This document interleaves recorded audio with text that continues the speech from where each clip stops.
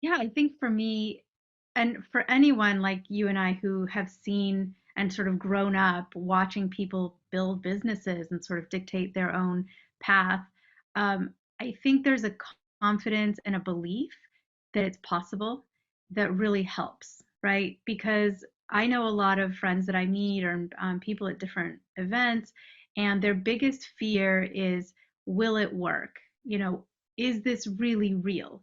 Can you actually start a business? Can it be as secure, as safe, or as, um, profitable as just being an employee and, working for someone else's company and business? Welcome, everybody. Today, I'm really excited to have on my friend Flavia Berys, the host of the Lifestyle Solopreneur podcast. She is a fellow entrepreneur and a fellow lifestyle entrepreneur. And I'm going to tell you a little bit about her and why I wanted her to come on today. Flavia is the host of the Lifestyle Solopreneur podcast, an attorney, marketing expert, and founder of several online academies. She's been featured in major media, including BBC World News, The Wall Street Journal, New York Post, ESPN Television, Cosmopolitan Magazine, Fox News, and more. On her podcast, she features solopreneur business owners and entrepreneurs who make full-time income from part-time work and successfully avoid becoming miserable millionaires. She does this by helping them learn what to do to stay happy and balanced. Her guests teach how they earn smarter by working less, leaving time open for family, friends, travels, and hobbies. And just throughout her career, she's been an attorney. She's worked as a marketing consultant. She's been a professional cheerleader in the NFL. There's so many things she's done. And in all of this, she has, in my experience, what I'm so excited to have her on, rather than jumping out, which many people do, and there's not a knock on that. Some people, I did. I was in the corporate world and I jumped out. She's taken what she wanted to with her and still doing what she wants to do. As a mom, has a family, and is doing so many awesome things. So Flavia, thank you for joining us, and thank you for what you contribute. Thanks, Wade. You're one of my favorite people to talk about lifestyle and kind of that intersection between life and work. And I'm so happy to be on the show today. Awesome, thank you. So first thing I want to start out with is maybe just tell people a little bit. I did it a little bit with the bio, just a little bit about your journey. Sometimes I don't focus on people's journeys because there's a commonality to it. But what I really find interesting about your journey is a couple things. One, that you are willing to adapt. And a lot of people get really set of what it's going to look like, and they kind of white knuckle it and assume it has to be a certain way. Or they just outright give something up and it becomes this either or challenge. So maybe share a little bit, if you don't mind, about your path, your journey, and what led you to even consider doing this. Like, why is this important to you? Sure. So I think it's important to back up to sort of my upbringing and what I saw in my world, right? My dad was an entrepreneur. So I learned really early on that entrepreneurship is a thing, like owning businesses and creating new companies and having big dreams was normal in our household. So I think that's a start because not everybody has that advantage, right? And that privilege because a lot of people grow up with parents who work, kind of a grueling 9 to 5, and they just see that as like reality and, hashtag adulting. Like that's what you eventually have to do. I knew that there was this other path, and through school and in college, I was, affiliated with all of these great entrepreneurs. I remember one of my first jobs in college. You're always looking for these like part-time jobs, minimum wage, was as a telemarketer for a family-run maintenance company. And so it's this little maintenance company, and my job was to get on the phone for $10 an hour and ask people if they needed any maintenance done on their commercial property. Phone call after phone call after phone call. Learned a lot of things in that job. But the craziest thing I learned was when the family decided that they wanted to branch out from maintenance and actually start, it was like a computer business. So they walked into the room, they're like, we have this amazing idea. One of us in the family is really good with computers, so now we're going to start a computer business. So here, half of you in the room, we want you to start asking people if they need help with their computers when you call the business. The other half, keep doing the maintenance thing. So this creative family just like branched off in a new direction. So for me, I always knew entrepreneurship was a thing. So even after I went to law school and then started my own kind of 90-hour sort of being in the corporate wheel and working at a big law firm where, you're in a way kind of a little cog, right, in a big machine. I knew in the back of my mind that there was always this other way to be. And eventually I decided, hey, that other way to be is going to give me the flexibility and sort of ownership of my life and schedule that I need. And so I jumped ship and have never looked back. That's awesome. That's something that I tell people, that I am too very blessed. Dad's an entrepreneur. Parents are from the islands, from Trinidad and Tobago, and they could have stayed comfortable in Trinidad. They were in the upper class easily, and they wanted something more. But in addition to that, they had that sense of wanting to shape their world, that they could do different things. And I sometimes tell people, I really am so grateful for what I've experienced, like you said, is normal. That yeah, if you want to start a business, you make something happen. I think most people are entrepreneurs, and I'll use a number. In the United States, if you say to an entrepreneur who's been, let's say, an entrepreneur 5 to 10 years, you need to make $1,000 more this month. Most entrepreneurs that I know at least can think of, okay, here's how I could do that. If you tell that to a person who has an hourly job, they either think that's not possible, or how am I going to find the hours? And so, like you said, just even having that as an opportunity, I find your mindset similar to mine. Like, I knew in general what I was looking for. I had no idea what it would look like. And I'm still open to that, but there's that confidence. And for me, it sounds like you might have this too. There was a flexibility I knew that I could take, because I didn't feel like I had to get it from one job. I didn't feel like the power was outside of me. I felt like, okay, this is something that's doable. How has that helped you, that confidence or that knowing or that just familiarity? How has that helped you have the confidence to jump from seemingly different ventures that have been enjoyable to you, and yet you still keep, coordinated or engaged in some way? Yeah, I think for me, and for anyone like you and I who have seen and sort of grown up watching people build businesses and sort of dictate their own path, I think there's a confidence and a belief that it's possible that really helps, right? Because I know a lot of friends that I meet, or people at different events, and their biggest fear is, will it work? Is this really real? Can you actually start a business? Can it be as secure, as safe, or as um, profitable as just being an employee and working for someone else's company and business?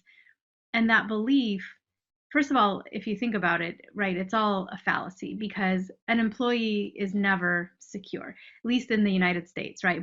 Most employees are at will. You can get laid off, you can get furloughed. You've seen that in the past. I mean, every single time there's a recession or a mini recession or the threat of a recession, it's because people are losing jobs.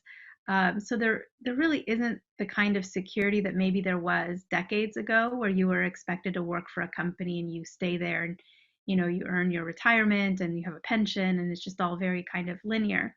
Nowadays, people are hopping all over the place and changing jobs. Companies merge. There's layoffs. There's hiring.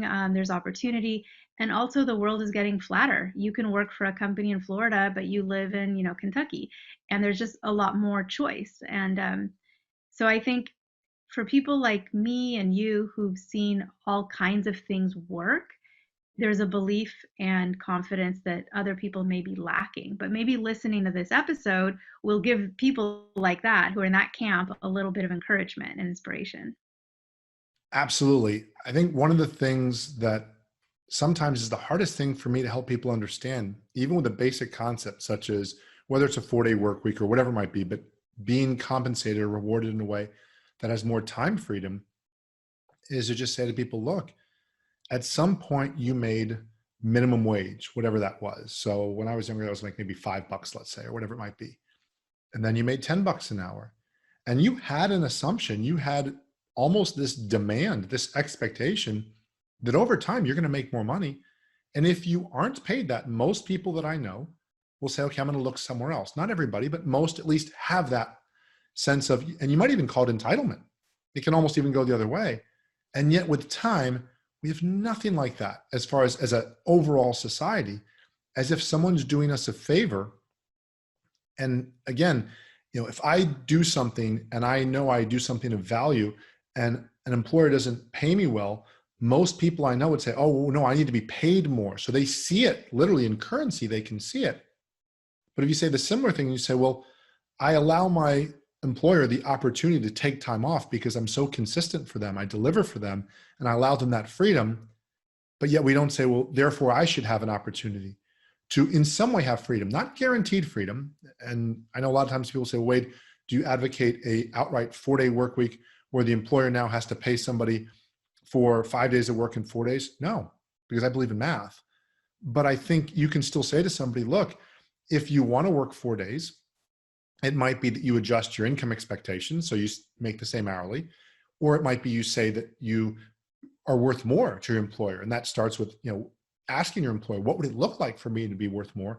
But these are questions as entrepreneurs we ask ourselves every day, because if we want to make an offer, sell a product, get, coaching services that we offer, whatever it might be, consulting, that's part of where we come from. And so again, it is almost like a language. I never thought of it this way, but hearing you say and just realizing how normal it is for me, I guess if you're, a professional athlete's son, so many of the NBA basketball players, Dwayne Wade's son, LeBron James' son, Patrick Ewing's son, they're all in the NBA. And part of it, I'm sure, is there's support and there's wisdom there, but there's almost a bit of an expectation. Sure, they know the ropes and other people don't, so they're ahead of the game. But I think there's something there. And like you said, so much of this that I try to tell people is trying to share with people what this can be like, because in my experience, when people have more free time, when people can choose to work more or less, and again, some people still want to work 6 days a week or whatever it might be, but it's easier. And especially, I know for me, a sensitive time is the child stage of when you have children of a certain age. Our children, my wife and I, they're 14 and 11. And so right now, being able to have time with them and be present, they just started high school and middle school, and there's different things going on. And being able to be present for that is huge. And so I'd be curious for you to comment on two things. One, how this is integrated with your family. And two, the idea of embracing being a solopreneur, as opposed to, I think a lot of people are saying, well, if you're a solopreneur, you're not yet a full-fledged entrepreneur, almost as if you said, well, you only have one spouse and you should have seven. You need to move to Utah or to the Middle East. And if you only have one, well, you're doing it wrong. It's like, no, I'm content being a solopreneur with some, freelancers helping me and whatnot, and outsourced help. What has it been like for you to be able to create time for your family? What kind of led to that? And how does that allow you to live that solopreneur life and, in your life and for your family? Sure. So, I mean, kids, right? There's a sort of a limited time that a kid needs a parent in that kind of special, like full attention kind of way, right? And it feels like forever when you're in it, but I'm sure that people that are empty nesters can relate. It flies by too. There's just a limited, maybe a decade and a half where the kid needs you to be present in a way that they really won't when they're adults and they're on their own and they have their own lives to live. So I love the fact that being either a solopreneur, but also being a really tactical employee, like what you teach, right? I mean, there's so many ways. I personally know, for example, there's a friend of mine who was lucky to be able to start working remotely. And the company is based in California, Pacific time zone. But her passion in life is horse riding. So she was able to, instead of, on her salary living in some tiny studio apartment in San Francisco, she's like, I'm going to design my life. So she moved to a part of the country that has a lot of acreage that you can get for that same price you'd pay for a tiny studio in San Francisco, and has many horses, chickens. I think there's a donkey involved. Lots of different, and it's in a different time zone. It's in a later time zone. So for her, she can ride horses and take care of her ranch all morning and still be online and ready to go Pacific time at 8 a.m. sharp, That's right? With brilliant. everybody else. But she's able to just live that life that she wanted while still working the sort of, I guess, frenetic pace of a Bay Area, technology company, right? So that's being strategic. And again, the same. I don't know if she's ever asked for a reduced schedule, but if you've done a good job as an employee of treating your employer like a client, instead of just like a boss. Like I think we should all treat our bosses like clients. Like you do an amazing job, you make yourself super valuable, irreplaceable, and just do your best to like meet that goal. Nobody is actually irreplaceable, but if you shoot for that, you're going to become very valuable, right? And then maybe you can call your shots and say, hey, look, I'll still work the 40 hours, but I want to split that between some different days, maybe just Monday through Thursday, or Wednesdays off. That reminds me of when my wife and I, for a while, were living in Peru. So when I started my own company, I started a little over 20 years ago. And I just wanted to be that employee that worked 4 days a week. And again, it doesn't have to be 4 days. It could be 5 days where your kids are in school and less hours or whatever. Mine for me, it's 4, because I have that type A tendency that for me, I need to kind of draw a line in the sand, and I like doing it. But one of the things that was interesting is we decided we're going to go live in Peru for a while. We're moving back and forth in the US because I worked from home. And I remember, now they use the word location independence. I just called it being ageographical, which that never took off. So I guess I missed that. But anyway, I just wanted to know that I could live wherever I wanted to live. Geographical. I like it. Yeah. And actually at that time I was coming out to San Diego a lot, doing a lot of growth retreats, Deepak Chopra, Debbie Ford, that sort of stuff. And so I just liked that level of freedom. And when we lived in Peru, we had the advantage of the currency difference and just the concept that, yes, as this lifestyle entrepreneur and really solopreneur, definitely at that point, I was able to afford so much more. We really did live like the top 1%, and I was not making the top 1%'s income. And we were able to really enjoy that, not only just the experience of it. Now, in our case, the time zones aligned, which made it real easy, but we were able to experience something different. And I've gotten to live 4 years in Peru, and I really got to experience what it's like to live in a different culture. And I guess I did that in college too, because I'm from Florida and I lived in North Carolina and Alabama. So that's a little bit different, but I really got to experience something different. And the driving force was not money. The driving force was her family's down there. And especially as we started having kids, then for our second one, we stayed down there for 2 years because we knew, okay, well, we're going to want to start kindergarten in the United States. And so we stayed down there for a long period of time and then came up, and then we'd start going summers and that sort of stuff.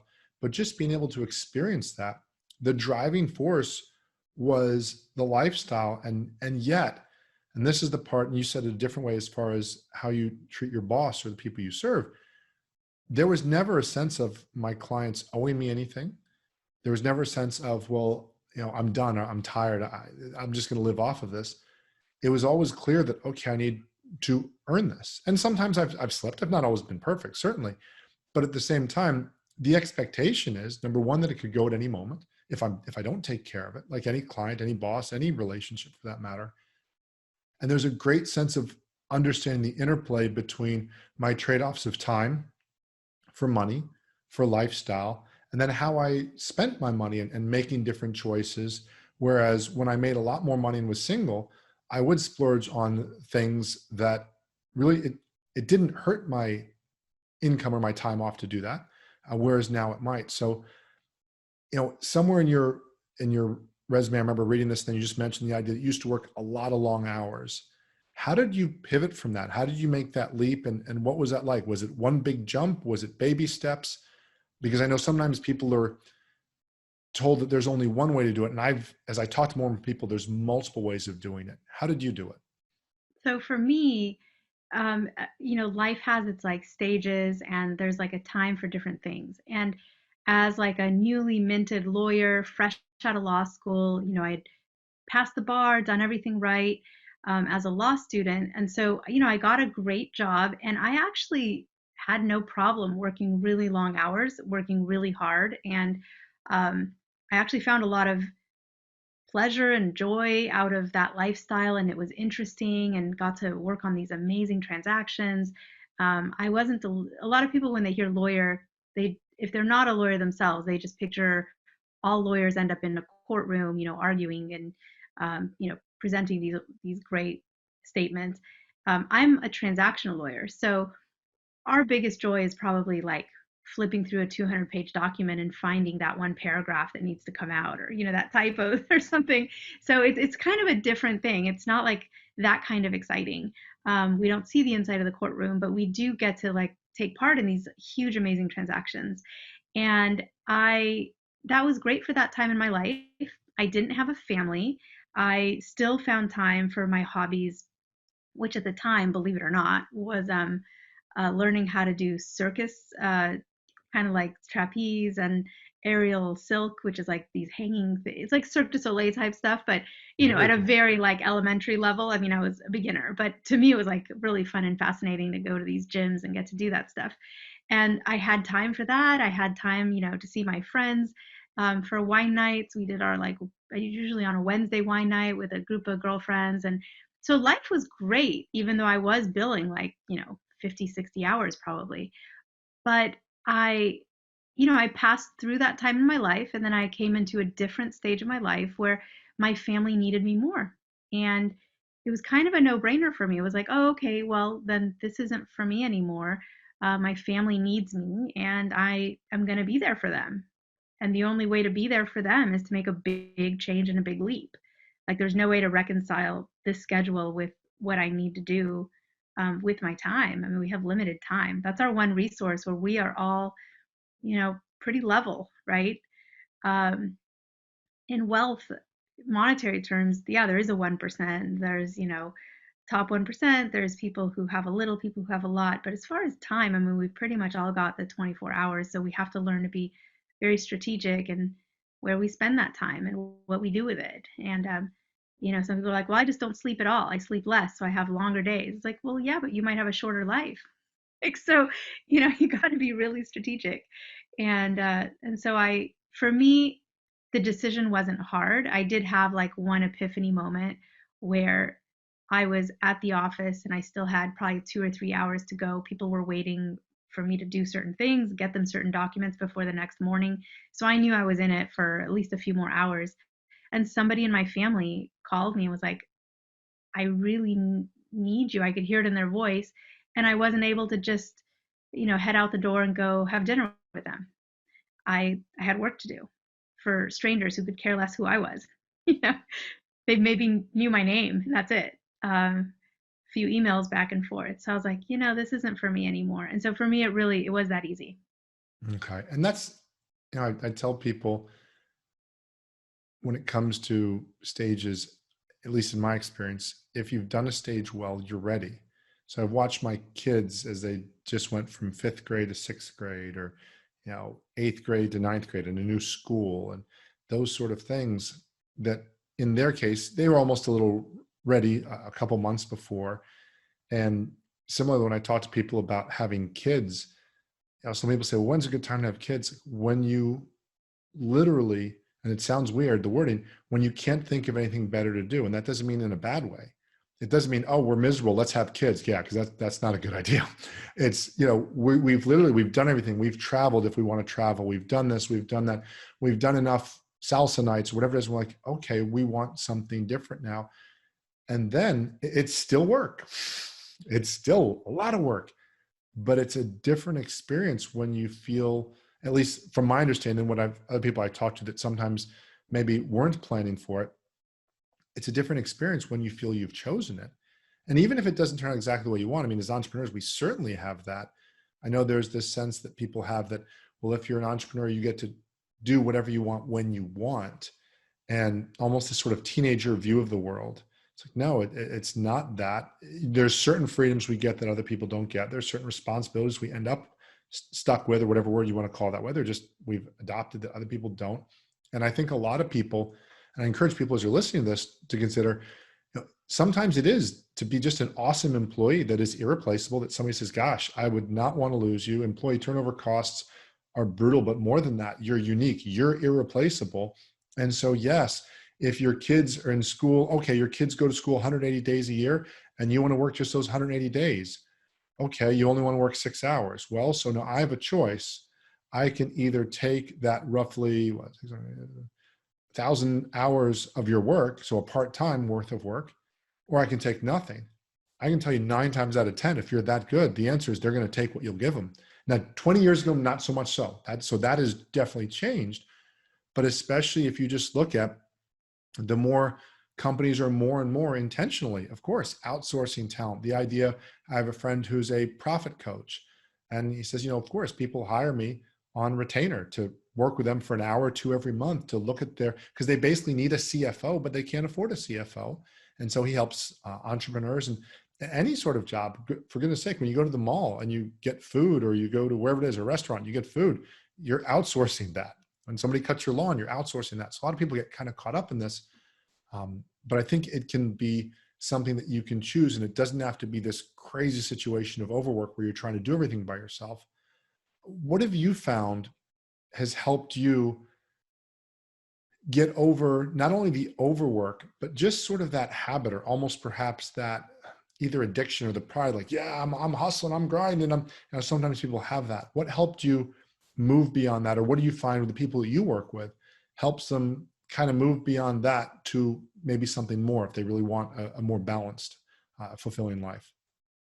Well, for me, it was sort of like being thrown into a pool. And so I don't recommend this for anybody else, but I had a baby 2 months early. So, like at 7 months, when you're not yet quite like ready, I had a preemie, right? Like a premature Oh, wow. baby that was a surprise baby. And so I had to live in a hospital for almost a month. Um, Actually living there. The hospital was really nice. They gave my mom and I a room in the hospital to just live out of. Wow. And the Wi-Fi reception in the hospital was horrible. So there was actually like no internet access. Um, so my life just completely changed. It was truly like being thrown in cold water, right? But in a good way, because first of all, everything worked out great with my baby. She luckily is very healthy. And I mean, that's like the most important part of the story. But, as a secondary blessing was it was just a way to learn to really prioritize what's important, right? I was fine. The world didn't end because I couldn't check my emails daily. And, but the world for me got bigger when I was with my loved ones more. And so yes, it's not, I can't tell people, why don't you just go and have a premature baby and this will happen for you too. So I don't know how else I would have made that transition in such a like impactful way. And I mean, it was definitely a sudden thing, and I had no real choice in that matter. I remember I had thought that I would not really need much of a maternity break, and I was still going to work part time, first of all, because I was delusional, because I was a first time mom and I had no idea what, the first few months of parenthood are like. So I had all these plans in place that like would not have worked. But so, so I can't tell people to do this, but I can tell everybody there's probably a choice you can make and a mindset shift you can accomplish. And hopefully you don't need to be thrown in the pool in the deep end the way I did. Hopefully for you just listening to this story and kind of just thinking hypothetically, like what would you do if you just needed to go to the moon for a month? Like just completely disconnect from society. What would be important to you? And you'd probably say, well, I want to make sure I could take my family with me in that little spaceship, and that that little moon habitat had my favorite books, and these are the things I like to do, and this is the way I want to have a nice. Here's one of my pleasures in life. And the, Peruvians are going to get this right. A long, leisurely breakfast, which is like a delicious coffee that somebody spent time like crafting, and like a tray with like toasts and some jams and some cheeses and just some like little kind of a continental breakfast, Um, that sounds pretty simple, but without my family at that breakfast table, it would not be the same. So for me, that is like an excellent way to spend an hour and a half or two in a morning, kind of an extended brunch. And everybody needs to find those little things for themselves, because then that gives you motivation to find a way to do it, right? To have time for these things. Like first figure out what you love to do, and then that's going to really inspire you to make changes in your life so you get to do those things. Absolutely. And I tell people it doesn't have to be always different. I know some people think it's got to be some creative thing. I like to go to the beach every Friday and play volleyball. It's really that simple. When I don't get it, with the pandemic, we took quite a while off that for about 6, 7 months. I wasn't doing that 'cause the kids were inside. We were keeping them, out of school and whatnot. They were working, studying from home and that sort of stuff. So I didn't want to be the guys like, oh, hey, you guys stay here. I'm going to play volleyball. And when I missed that, the kids like, oh yeah, we can tell when you haven't played because you're not as centered, you're not as happy, you're not as whatever it might be. But certainly, I find a lot of people sometimes don't. It's a chicken and egg thing. Well, wait, I'm too busy, so I never come up with a hobby. Well, okay, yeah. So you got to create the time from it.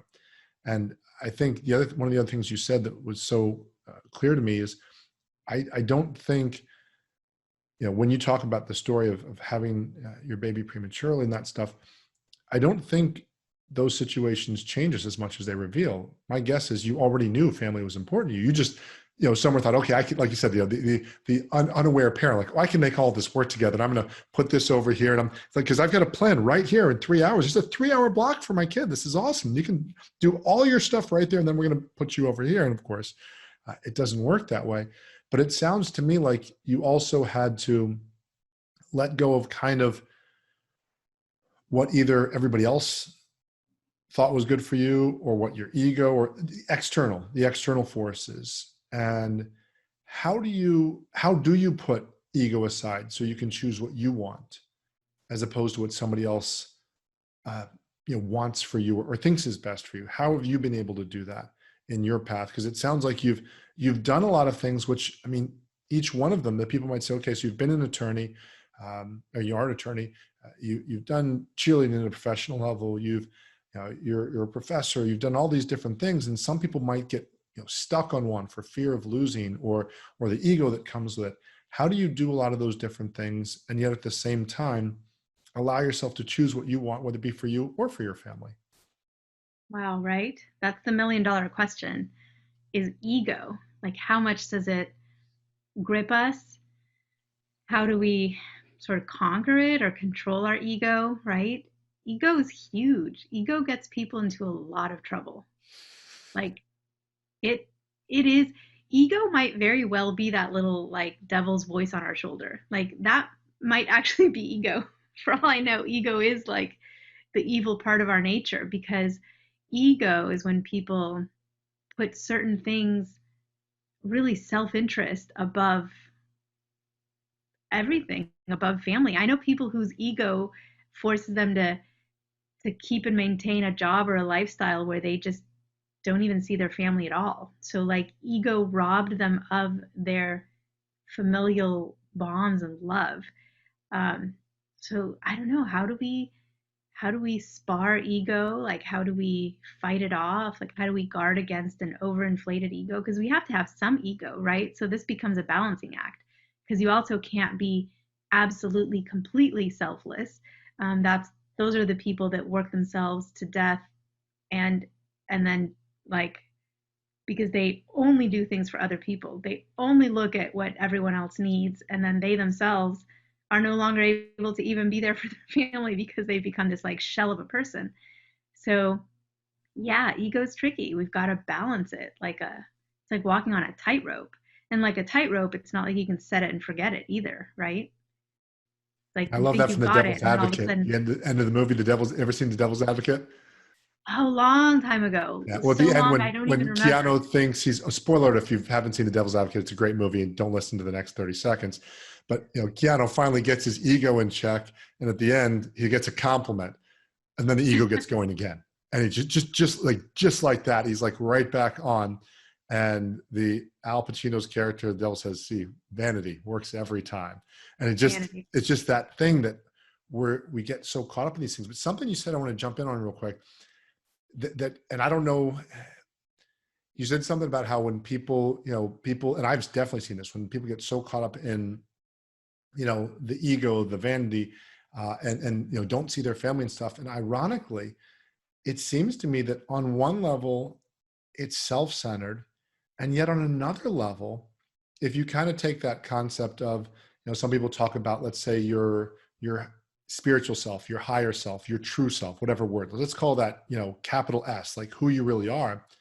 And then there's this, I need validation. I need Instagram followers. I need all these different things. That version of us, our personality or whatever it is, the personality runs that. But the true self of what we really want, which most of us, from what I can tell, want to be loved and accepted and, and creativity and a couple other things. Actually, the true part of us actually gets robbed because we're so focused on the ego is so focused on what do they think? What will they say? How do I look to them?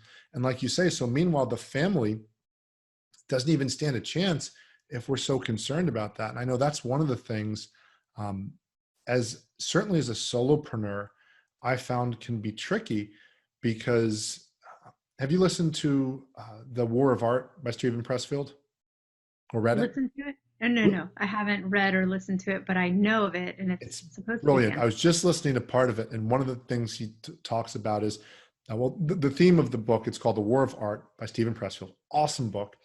And he talks about how there's this creative side of us that just wants to make things happen. And then he just calls it resistance. So what do you want to call it? Distraction. And resistance takes so many forms: addiction, problems, drama, all these different things. And he was just mentioning this idea that as we're moving towards something that's really awesome for us, then resistance becomes stronger, the distractions become strong. We really want to choose something, and all of a sudden either people say, well, that's not who you are, or whatever it might be. And what's interesting for me is, as a solopreneur, very often it's this, even today, it's still this kind of interesting niche, because only 10% of the people on the planet, last time I checked stats, are entrepreneurs. And that includes everything from rickshaw drivers, hot dog salespeople. And that's, I'm not saying that means we're better than them or anything, but just know just only 10% of people are even trying to kind of do it on their own. And then you say, okay, so within that universe, that's still 10%, okay. And in that group, you've got a group that are growing small businesses, and they really want to grow something big. And that's their understanding of what it would look like. Awesome. And in my case, I would sign that contract, as much as I'm not a guarantee person. If you say, okay, Wade, you can make X amount for whatever, you'll never make more, but you can help people, you can enjoy your family, I'll sign that contract. I'm that person. So I kind of sometimes feel like I have almost that employee mindset, or again, maybe that is what separates the lifestyle entrepreneur in some ways from the, I don't know, the Dr. Evil want to take over the world entrepreneur that just, wants to be huge and everything is me and me. And I guess when I look at that, for me, the freedom thing to create, the freedom to be, the freedom to honor who I am is more important than the money. How do you balance those, on the continuum? Because of course, as entrepreneurs, we're looking for more freedom. We're looking for more money. Obviously, everybody'd love to have both of them and all of them, and that'd be great. But it usually doesn't happen that way. Usually there's some sort of trade-off. How have you find that you did that? And what do you find works with the people that you help if they don't have to have a premature baby to come to that Yeah, I realization? don't recommend that one. Definitely don't plan for any health concerns, even though a lot of people, it's a health concern. It doesn't have to be a premature baby, but it could be, a diagnosis of something Yeah. that does change them too. So health can be a big catalyst. I know someone that just started to have huge back pain, mysterious back pain that changed their life because they had to make changes. Turns out, and doctors couldn't figure this out, but turns out it was just stress. And so it was actually the job. When Wow. you say, oh, you're a pain in the neck, like sometimes your job can actually be the pain in your neck or the pain in your back. Kind of crazy how stress can be so physical. But for me, I don't know. We were talking about ego, right? So let's go back to that for a second and how that plays into it. But ego is something we have to just get over, but it'll never be a done deal. It'll never be, you'll never set it and forget it. There's always going to be the pull of ego and doing things for the me, or, seeing your name in lights or being, excited to be interviewed for some big media thing. And then on the other hand, you have to say like, but that none of that's really real, right? Like we have to pull away from that. And then what you were saying about how do you make this leap, like financially, like how do you factor in the monetary aspect of all these different pathways? personally, this is long before the preemie incident. I didn't even have any kids, or really even any plans to have any soon, but I walked away from a very lucrative employee position, right? Huge law firm with a related huge salary, and just the annual bonuses at that kind of a law firm sort of dwarf what my previous entire year's salary would have been, in my like pre-law school jobs. And so um, you do have to get comfortable walking away from finances when it's not a job that fits in with your life. You have to put a value on your life. You really do. And when employers are paying you, they are paying you for your life. Like you are selling your time to them. Like let's think about what that really means. Like you are selling them, you get a limited number of years on this planet. If all goes very well, maybe 100, right? Some of those you're an infant, you don't know what's going on, and some on the other end you're kind of an infant again, don't really know what's going on. So like you're really, the years where you have control over your life are even shorter than that, and that's if everything goes very well. And so when you have a job, you are taking some of that precious time, that sand in the hourglass, and you are selling it to someone else. So let's get really, and let's think about that, because some people have tons of money and literally no time to spend it. And they don't have any time left to do anything with that money. It's really just kind of being put away. So, I mean, everyone's going to have a different opinion on how to do this. I know my advice to a lot of people, especially people who have jobs, they're in the rat race, particularly if they're well paying jobs that I'm talking like, the CPAs and the store managers and like the people who are very comfortable with their salary, have benefits. I'm like, think of it, instead of like, this is my job forever, I'm going to be in this rat race forever. Set an expiration date on it. Say 5 more years of this, that's it, 5 more years. And then what would happen if you gave yourself a pay cut to whatever you were making when you were just out of college, or whatever you were making when you first got this job, before all the promotions, before all the um, increases in salary? Let's say you have to live on 30% less. Can you do it? Yeah. And we probably all can, right? Because people get pay cuts, or it's possible. And I think if you can set yourself up so you have a nest egg, and you have some money to invest, or some money to tide you over while you start a business. Starting businesses usually needs runway. Like most people don't go from like, I just gave notice at my job, and then they're starting to pull in like an equivalent salary in 2 weeks from their new entrepreneurial venture. It doesn't happen that way usually. So having a cushion and a nest egg is pretty important. And I think that's something people can strategize, and it'll give you a lot of hope to see it on paper. And then you just follow the steps in the plan. Absolutely. There's a couple things you said there. First of all, you said something and you said it very quickly, but I think it was the answer to the ego thing, is you realized it wasn't real. That literally the fame, the this, the that, because again, genuinely, if I were to tell people, well, somebody's been an attorney, okay, that's in the American society at least, okay, there's an ego thing to that. You can be disparaging if you want to make a smart remark, but at the end of the day, it's not easy to become an attorney. It's not easy to be an entrepreneur. It's not easy to be an NFL cheerleader. You say, how do you walk away with that? Well, if it was real, if it really was the meaning of life, no, that'd be very difficult, Wade. But no, it's doesn't mean it's not good. And like you said, you have to have some ego, otherwise you wouldn't go after it. So it's not judging it, it's not knocking it, but it's kind of putting it in its place. One of my mentors, Debbie Ford, used to talk about a quote. I believe it's from one of the Hebrew texts, I'm not sure, but you talk about, you've got to be able to hold in one hand that you are everything, and the other hand that you are nothing. And if you can live somewhere in between there, like the whole universe was created for you and you're a speck of dust. You're somewhere, if you can like live in between there, then you're going to be fine. And so much of what you said also about the idea of it takes a while, it takes a launching pad. I mean, it's still the case. My father always told me it takes 3 to 5 years at least to start a business. Can you sell a fad on an online site? Sure. Can you sell an online course and make a couple bucks? Sure. But a legitimate business takes a while. And certainly I see so many people that also get caught up in the ego of, well, I had one friend that even said to me, is like, we were working on 3 of us kind of masterminding once every other week or so. And he got an opportunity to work in a firm doing work that he likes and paid a good amount. But he said, I think I'm going to have to go back to being an employee. And he kind of, and I said, well, tell me about it. And there was flexibility. There's all the different elements except his name being on the door. Hmm.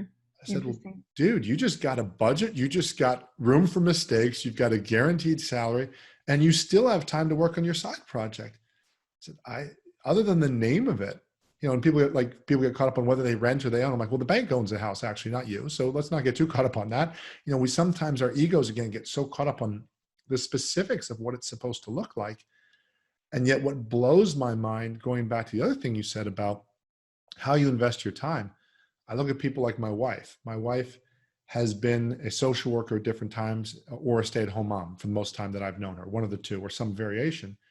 And she just knows what she wants to do. And she's open to different things. She has a master's in public administration. She could go do different things, but she knows her work. So if I were to say to her, you've just traded your life for dollars, she would be more like, well, I didn't even realize I was getting dollars. That's awesome. I got dollars because I was already doing what I wanted to do.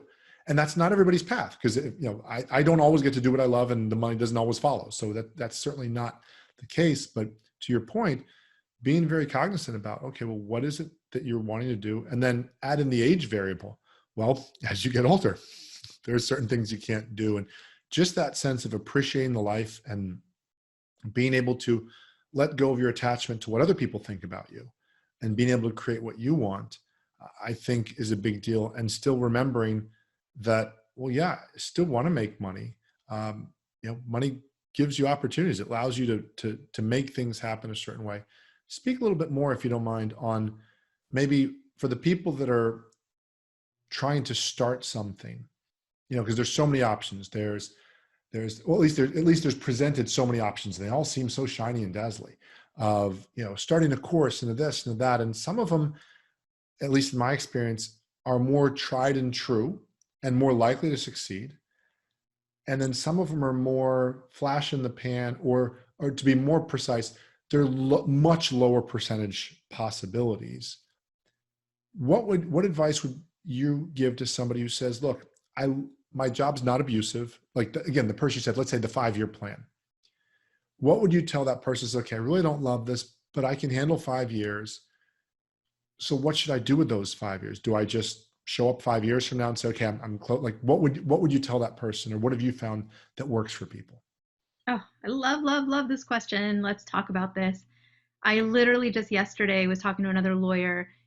He's a criminal defense attorney and he's getting burned out, and he's like, I know you have this podcast and you're teaching and you're doing all these things, like, because we went to law school together. So we both started at like the same square one, right? We were both sitting in the same row, newbie lawyers to be, and we've diverged. But he sees me and what I'm doing, and he's like, teach me. He's like, I can't do this forever. I am burning out. I have to live with my phone in my ear, and someday I'm not going to be able to do this for my clients. Criminal law is, it's really emotionally taxing. It's very time consuming. You're always on call. It's a different world.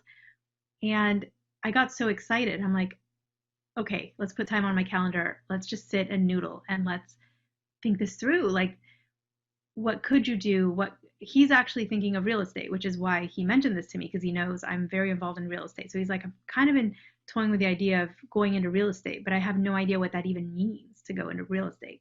I'm like, oh, let me just, there's no one way to do it. It is, it's this ultimate like buffet. It's like a dessert buffet, and you've got so many different things that you can do and choose to do.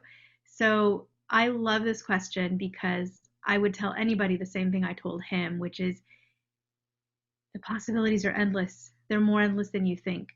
Personally, I'm conservative in my like financial, I'm a lawyer, which means in some ways I joke about this, but I'm kind of a professional pessimist. Like I'm paid to look at all the potential worst outcomes. And, professionally, I have to like help people guard against those.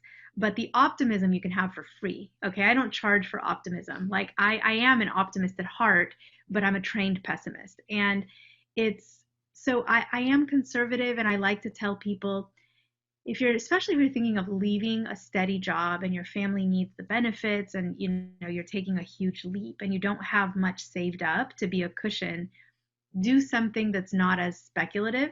Like high risk, high reward is really not for you. Do something that's a more tried and true, lower risk, and maybe the return is not as crazy and speculative and high, but at least you will hedge your bets, as they say. Like you're gonna sort of be a little cautious. And for a lot of people, that would be a great start. And then once they're established and they have a foothold, my husband's into ice climbing, right? Which I am not. But so ice climbing is this thing where you are climbing up some ice wall. But the trick is you have to like put in your, I don't know what it's called. He'd kill me if he sees this, right? He's like, you don't even know what it's called. It's The like this davits, thing. the little things in the, I think they're called davits. I'm not sure. Maybe, yeah, but Okay. it's like this thing, and you hammer it into the ice, and you hope it doesn't crack, right? But you like hammer it in, and you've made a foothold. Like people need that first foothold in entrepreneurship, so now they're getting income coming in before they go to that next level, which would be um, maybe being a little higher risk, higher reward, more speculative, more like investing big for something that could pay back real big. But again, it's like in Vegas, I would be like sending a first time gambler to like the low stakes tables. I don't think you should head over to like the ones where you can lose a fortune in one bad hand. Yeah, absolutely. I know one of the things I try to remind people of is to say, look, just because somebody becomes an entrepreneur doesn't mean they all of a sudden manage their money well or their time well or their relationships well. Focus on those things while you're doing this. Spend time. I mean, whether you work 6 days a week or 4 or 5, make sure you make the most of the time you already have, the money you already have, the relationships you already have. Learn to set boundaries, learn to cut out the relationships you don't want, invest time in the ones you don't, or you do, excuse me. And then also going back to the trading hours for dollars, this is one of those areas where I find sometimes people get a little optimistic and say, well, you don't ever want to trade hours for dollars. So hold on. But, LeBron James, he trades dollars for hours. He's a salary. He's doing okay. Lionel Messi, hours for dollars, doing okay. And I think a lot of this is understanding that if you're starting something new, there's so many, we used to call it moonlighting, there's so many side hustles that you can do that don't threaten your job, that have nothing to do with your job. So we're not talking about trying to steal your company's secrets and sell them somewhere else, just completely, totally honest, good, just a different thing. And you can just start saying, okay, well, could I, as a freelancer, do web design, do accounting, bookkeeping? I mean, there's so many things if you go to a site like Upwork or whatever it might be. And just start earning an income and literally just start doing that. And then at the same time, look to be irreplaceable to your boss. And over time, start creating a situation where maybe 2 years, 3 years in of those 5 years, you could leave. And then you start telling your employer, maybe let's say at the end, middle of year 4, say, look, just so you know, my plan is in 6 months to head out. But if you can keep me at this amount of income per hour, I'd love to work. I'd love you to be one of my first clients or however it is. And guess what? Now you don't have to pay me. I'll use a number just to make math simple. Instead of you paying me $25 an hour all the time, you can pay me $50 an hour for literally a tenth of the time. And I need to find more clients, but you'll have the results that I get at a much lower total cost to you. And again, there's so many different ways to do that. And yes, you can still be working on your book, your podcast. Certainly a podcast is a long game. You can be working on your online courses, but I see some people that they'll spend 6 months creating an online course. And if it bombs, then they literally just lost 6 months. I've got so many online courses that have bombed, and I've got some that have really worked. And the majority of them have been a combination of, oh, I'll do some coaching for you like your friend. And I'll say, okay, well, I'm going to actually use this course to supplement what you're doing, or to kind of justify why I'm charging this hourly amount, and then say, hey, do this in addition. And so there, like you said, there's so many ways to do it, but definitely don't give up your day job if you like it, if it's something you believe in. And just, again, start studying entrepreneurs, seeing what they do that works. But definitely having the money there gives you choices as an entrepreneur, but it also gives you choices as an employee when you can say, it's like the rock band that says, well, I'm going to go be a rock star. Okay, what's your plan? Well, I've saved up money. I saved up 1 year's of income, and I'm going to play, I don't know, 250 gigs. So 5 nights a week, I'm playing gigs, and I'm either going to become a rock star or not. Okay, that's one approach. Another approach is say, what if you had a side job? You can be playing gigs for like 7 to 10 years. And if you really love it and you widen your chances of experiences and learning, and you get more, if you want to use a baseball term, you get more at bats, more opportunities. And then, and you might even, and if you enjoy it, yeah, you enjoy the process. So I think a lot of people sometimes when they want that short thing, um, it can be some of the most harmful advice. And even if someone said, but no, but wait, you just said, or Flavia just said that she's had a baby, but no, but you've been doing so much of the work that put you in that position to then say, okay, now I can do this, as opposed to just randomly doing that. So, wow, this is so cool. Thank you so much for all this. Because again, I feel people are missing some of the practical stuff, and you do need to start a course for solopreneur or something, attorneys or something, because whatever you're onto for your friend that's doing that, genuinely, wow. So if you're an attorney and want to start freeing up your life, definitely get in touch with Flavia, because she might not be able to make you a cheerleader if you're a guy and you've got hairy legs and whatnot. I can't vouch for that, but yeah. So overall, if you were to tell somebody the difference between what your life was like as because I think, and then you did such a good job of this, as a positively enjoying being, not the victim, not, oh, they were working me so hard. No, enjoying type A, enjoying the type A ride. I've enjoyed it before. It can be really fun. What's been the difference between that and what it feels like now to be perhaps not as many shiny objects, not as many big cases, not as many perhaps ego boosts, to that person who actually can kind of make that choice, but is kind of going back and forth? What would be, okay, let's turn your attorney side. What would be the pros and cons? What did you like about the one, or how would you compare those two? So that if somebody's wondering, what's the difference between that? And again, how might they kind of start exploring that without having to give up everything, without having it to be so dramatic? Well, one of the things that I'm just very thankful for is that I got to do both. I mean, I got to do both. Like I got to live that, you know, um, big office building, going in and feeling like I'm working on important things and fancy lunches with clients. And, like I got to live that, which was great. And then now I get to have just this different world of more self direction, more entrepreneurship, more creativity. I mean, you know, when you work for someone else, let's say you're an employee, you can't always come up with new products or solutions, or I mean you don't have that much autonomy.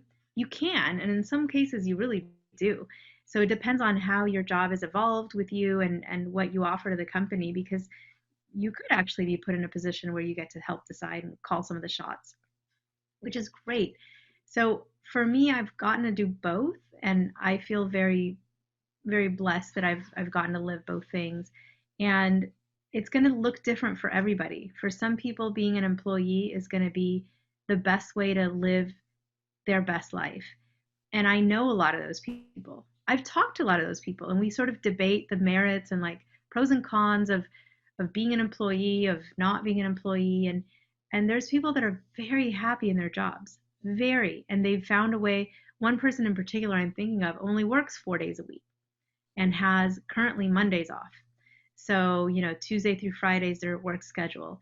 And they're like, yeah, and I just love it because I realized I hated Mondays and now I don't have Mondays. And on Friday, everyone at work is in such a good mood that it's a great day to be there. So I love being at work on Fridays, like this particular job. And in this case, she did take a pay cut. So she actually told her employer, I'm going to be working 20% less and I'll take a 20% pay cut. So she didn't increase her hours on the other days. She just truly, but for her, the 20% less in income that she's making has given her like such a return on investment, right? Having 3-day weekends every weekend has just really made the difference. And so yeah, no, I believe in what you teach when you teach about and I get it. It's not that everyone's necessarily going to end up with like a 4-day work week. It's not a set formula. It's really a philosophy on finding ways to make your job optimized for you, for your life. So I encourage everyone to just, and we can all, like even you, me, people who preach this stuff, right? We can continue to fine tune. And what worked for us a year ago maybe doesn't work for us today. And then we have to keep shifting.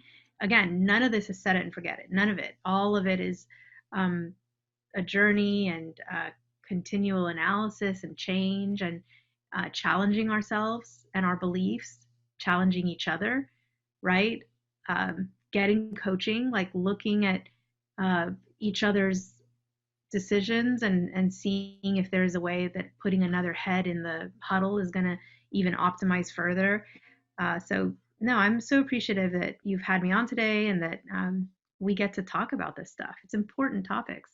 Awesome. Yeah. And just to be real clear with people, yeah, I even like with COVID, for gosh, the majority, roughly March to August, I took on the 5-day work week just because my kids were working or they were at school on Fridays anyway. So I was like, okay, they're home. There's nowhere for them to go. And then there was another part of me that said, gosh, all our first responders are working. And I really felt like, okay, I'm going to do what I can to just contribute more. So I'm going to get to work. And so it was something that definitely was a shift. Certainly at times also the beaches were closed. So that was even part of the variable as well. And then it was like, okay, I don't even want to go out. But I thought, okay, I've got all this creative energy. Am I just going to sit here and say, no, I only work 4 days? No, it's an evolution. All right. So we've already established that if attorneys need help getting balanced their life, they need to contact Flavia. We've already clarified that. Where can people hear about your podcast? Where can they connect with you? And what, if anything, do you have going on that maybe people can take advantage of? Sure. So my podcast website is www.lifestylesolopreneur.com. And that's where you can hear the latest episodes. And there's also a contact form if you want to reach out. And for my law firm and for any lawyers, feel free to connect anytime. I mean, I do love to talk to not just lawyers, but anyone who's in a job where they're like, this was great for a while, but I'm ready to move on. What can I do? And that is at my law firm website. It's probably the best way to get in touch with me. And there's a URL that's easy to remember, and it's lawyerinflipflops.com. Just picture me in Oh, my that's sandals on the awesome. beach, and just go to lawyerinflipflops.com. It'll take you to my website. Funny story about that. I had someone from Australia say, "Oh, flip flops, we call those thongs." I'm like, no, no, no, no. That's not the URL, everybody. It's lawyerinflipflops.com. Because here in the US, um, that's not, we don't call those shoes Those are thongs. different We call things. something Yes. else Here. thongs, and let's not go there. But so lawyerinflipflops.com, and yeah, that's pretty much what I'm working on right now. Is just I continue to teach real estate online at landlordprep.com.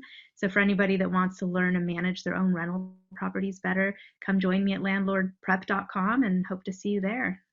And let's all Awesome. keep working. Let's all keep making our lives better and better. Awesome. Thank you so much for coming out. Thank you much for sharing all that you're doing. And, for those people that think it's, it's impossible, it's work, but it's not impossible. And I think you'd agree. I don't have this life that is so much better than anybody else. I don't think you do, but there are certain things I get to do. There's certain choices I get to make. And for me, uh, the work has been worth it. The ability to influence my life has been worth it. So if you need help, reach out to Flavia, reach out to me. And as always, look forward to helping you help more people, make more money in less time, do what you do best so you can better enjoy your family, your friends, and your life. Thanks for listening, everybody.